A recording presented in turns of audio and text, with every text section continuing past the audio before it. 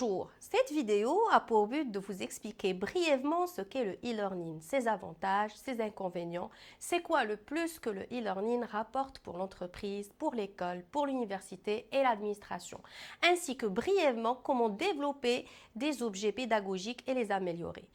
Le e-learning est l'apprentissage à distance ou le téléenseignement. C'est quand on développe un objet pédagogique et que celui-là est suivi par des apprenants sur le web. Le but est d'informer, d'expliquer une notion ou est d'évaluer et de co-construire les connaissances. Chaque objet pédagogique possède des objectifs ou un seul, un titre, un descriptif, un contenu, une équipe pédagogique de scénarisation et de montage et une représentation de ces objets peuvent être de différentes manières, soit en vidéo, en audio, en texte, sur fichier ou image, ou schéma ou des liens vers d'autres ressources sur le web. Ces ressources peuvent exister dans une application web ou des packages SCORM, Shareable Content Object Reference Model. Ces objets, si avec plusieurs d'autres forment une suite pédagogique, nous parlons d'un cours. Il existe des plateformes de gestion de cours en ligne, ce que nous appelons des LMS, Learning Management System. Nous avons tendance à controverser sur l'adoption du e-learning. Nous pouvons développer des cours à distance et en plus du présentiel. Et dans ce cas, nous avons les avantages de l'un et de l'autre. Alors, ceci nous mène vers se poser la question, que pourraient être ces avantages et ces inconvénients pour l'apprenant, l'entreprise, l'école et l'université? Un avantage indiscutable est celui de rapprocher les personnes lointaines à l'enseignement. Gagner en déplacement et en temps pour produire plus. Le temps, c'est de l'argent. S'adapter à l'état de l'apprenant quand il est plus à l'aise à apprendre, il allouera le temps convenable à sa situation. Un support parlant est toujours plus facile à appréhender qu'un support à lire avec beaucoup de pages. Nous devons prendre en considération dans la scénarisation du contenu le style de l'apprentissage de l'apprenant, les méthodes d'enseignement adoptées par le tuteur. Ne nions pas l'intérêt de la formation en présentiel, vu les avantages d'élargir le réseau, de répondre sur le tas aux questions des apprenants, la synergie que constitue la rencontre, le déplacement pour une préparation psychologique et l'engagement dans l'apprentissage qui favorise le bon échange. Il est à noter que dans le e-learning, les chercheurs en éducation à distance sont en développement continu des techniques et approches pour inclure des fonctionnalités supplémentaires dont les plateformes de gestion des cours, comme par exemple proposer des contenus qui s'adaptent automatiquement aux apprenants, comme pour passer les évaluations et assurer le bon déroulement par la reconnaissance faciale et de position de la tête et des yeux lors du test, la rencontre virtuelle des apprenants et j'en passe.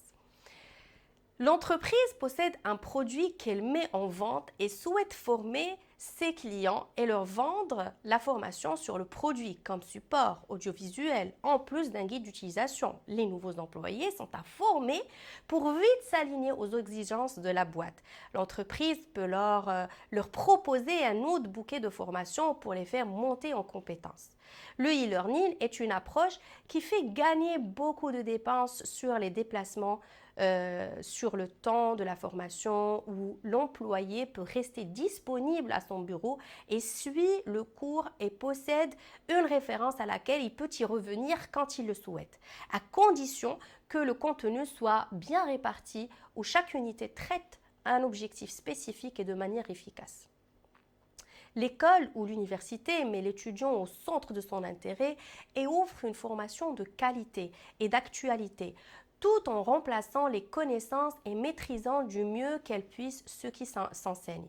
L'étudiant peut avoir une idée sur le concept avant même de rentrer en classe. Ça peut même être le concept mis en ligne pour lui par son enseignant qu'il va revoir la semaine d'après.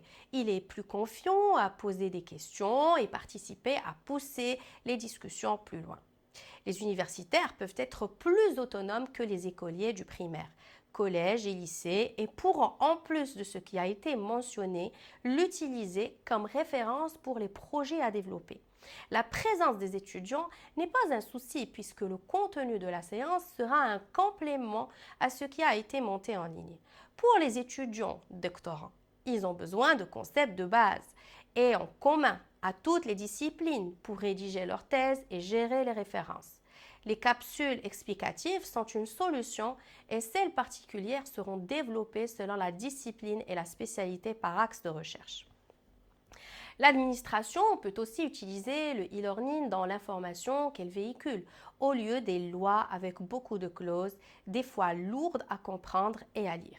Les objets pédagogiques, dans ce cas, peuvent être des capsules informatives à ces lois, à un événement passé ou à venir, à une décision, à une stratégie, à un nouveau partenariat par exemple.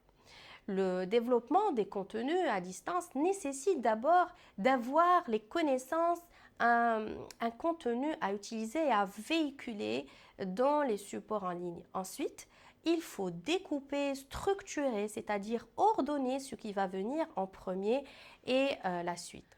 Ensuite vient le montage de chaque élément découpé pour le scénariser, l'enregistrer et le monter avec les outils choisis à cette fin. Après avoir mis en ligne les objets pédagogiques, vient le déroulement du cours et la visualisation du contenu par les étudiants. Si nous sommes dans le cas d'un cours, alors les évaluations, les connexions, les échanges mis en ligne divulgueront beaucoup sur le cours et ses acquis. L'analyse des retours des apprenants guide le responsable du cours à ajuster, améliorer pour être efficace. Les Learning Management Systems, LMS, sont des plateformes de gestion des cours disponibles qui sont soit ouvertes et gratuites d'utilisation, soit payantes et d'autres peuvent être développées spécifiquement aux besoins pour y rajouter des fonctionnalités spécifiques. Merci.